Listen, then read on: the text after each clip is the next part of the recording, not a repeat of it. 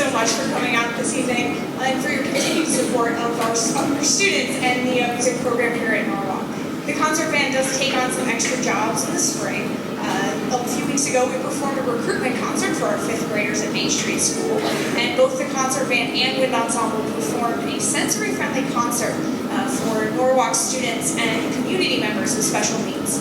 I'm so grateful for the work and dedication of our students. I would like to take a moment to recognize and thank the seniors on stage for their years of dedication and hard work. Please hold your applause until all names have been read. Braden Allen, Dustin Brummett, Melissa Isings, and Braylon Metcalf.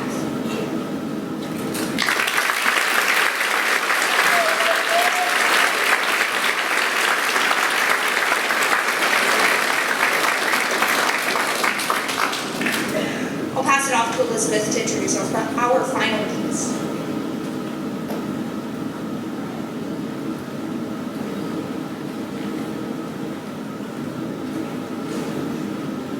The end of our part of the concert will be performing The Great Locomotive Chase, composed by Robert W. Smith. Smith is an American composer known for being one of the most performed composers of music for schools and universities all around the world. This piece tells the story of a daring event during the American Civil War known as the Great Locomotive Chase. In 1862, Union soldiers stole a Confederate train in an attempt to destroy supply lines and bridges across Georgia. What followed was a high-stakes pursuit by Confederate forces racing to catch the stolen locomotive, the General. Smith brings this dramatic event to life using striking musical effects. You'll hear the eerie metallic scrape of a boat cymbal representing steam building up, the chimes that mimics the train's warning bell, and glissandos and the trombones that mimic the screech and rush of the train as it barrels down the tracks. It's an exciting blend of history and sound that will transport you right into the heart of the chase. We hope you enjoy The Great Locomotive Chase.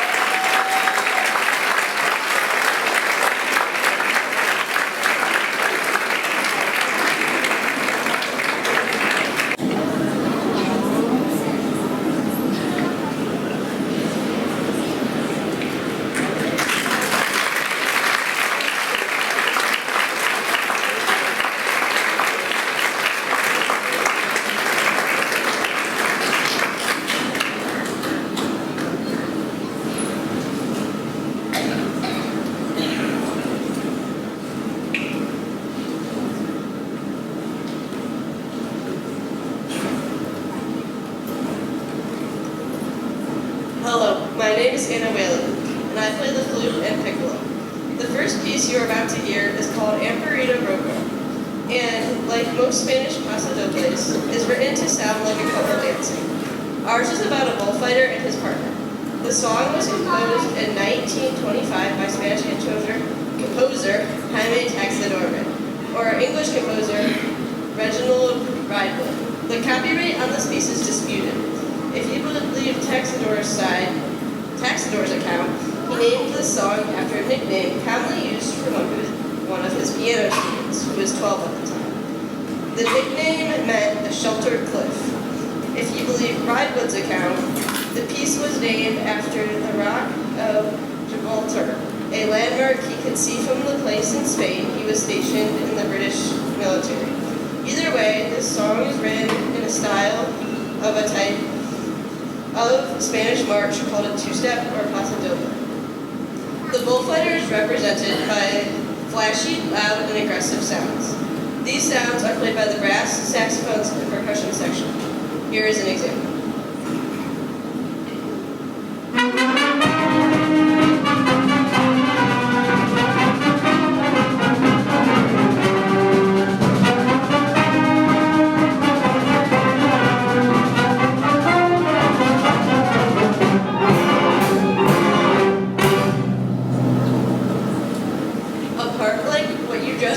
Represents when the bullfighter is leading the dance.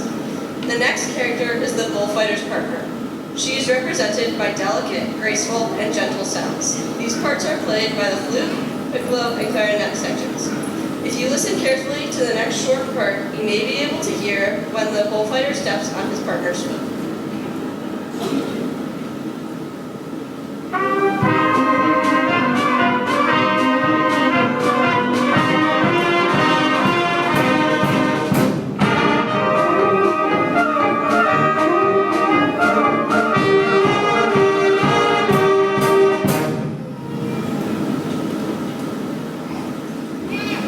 Hope you enjoy listening to these two characters dance throughout this song.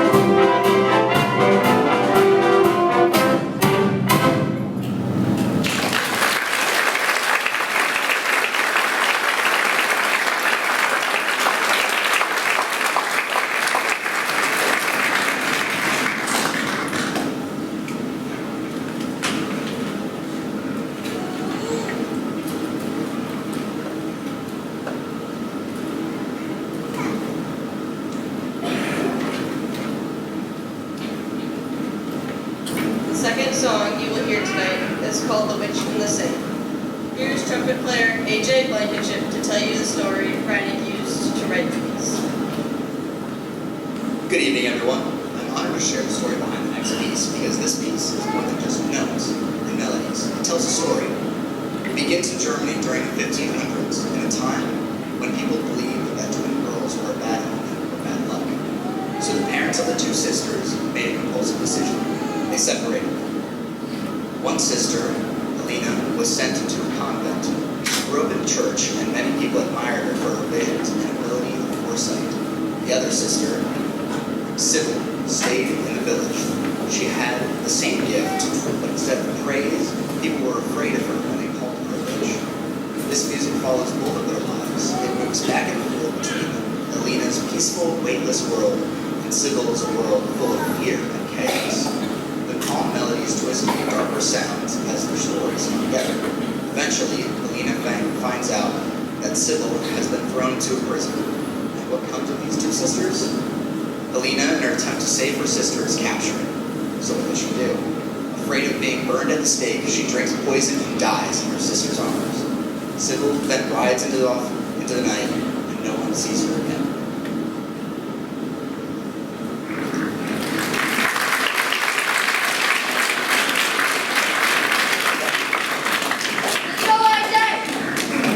The song begins like a Gregorian chant.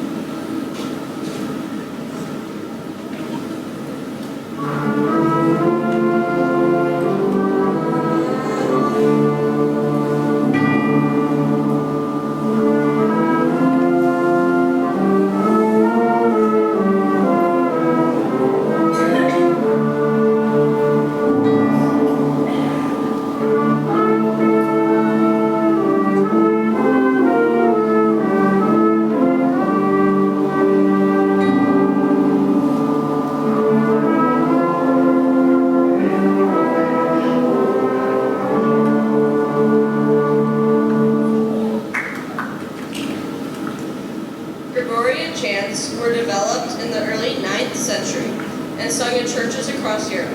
This represents the birth of the twin sisters. The next section tells of a sister who is the saint. The rhythms are light and delicate, showing her caring and thoughtful personality. These sections are played by the flute, oboe, clarinet, and saxophone. The saint's music is soft and legato.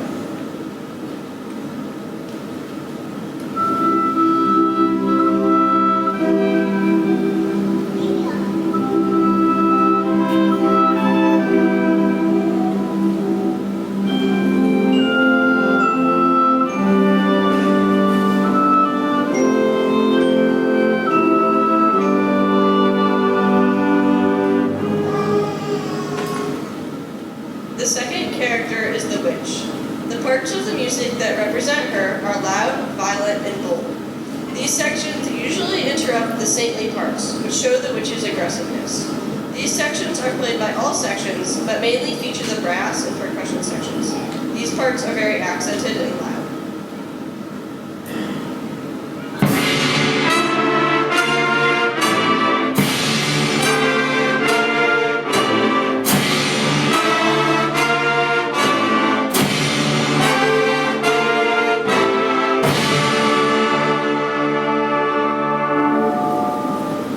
Hope you enjoy Stephen Reineck's The Witch and the Saint.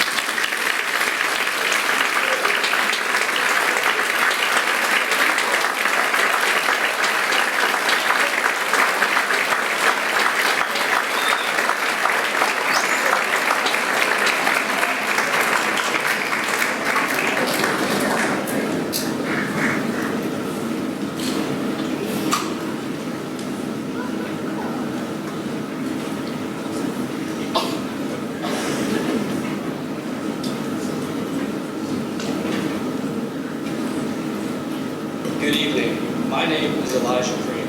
I'm a sophomore percussionist here at Norwalk High School, and this year I had the honor of arranging a piece for us to play. I've arranged the song Cornfield Chase by Hans Zimmer from the movie Interstellar. I enjoy this piece because it is calm. I believe that this piece of music is underappreciated in the movie. It's a short piece, but it has a very large and encompassing sound. It was a new and fairly difficult experience for me to arrange this piece and learn to conduct it, but I thank Mr. Kish for allowing me to do so. And with that, I will now conduct The Wind Outside, Cornfield Chase.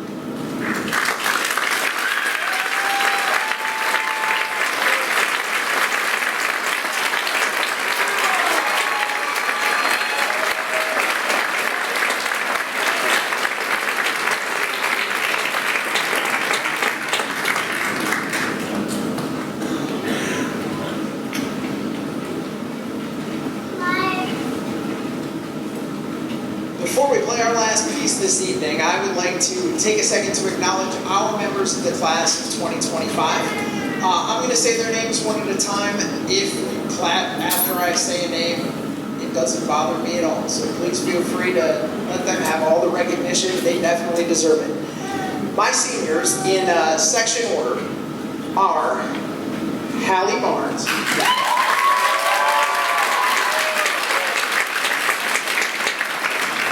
then Landon Bennett, Phyllis Smith,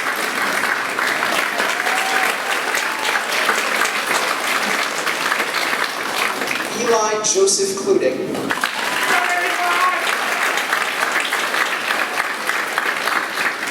Zaid Oglesby,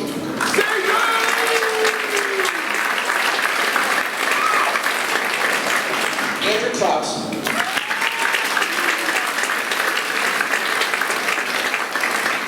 Samantha Chapel,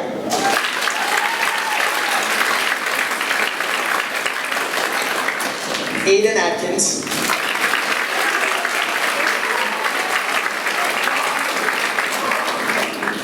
and Hudson Barnes.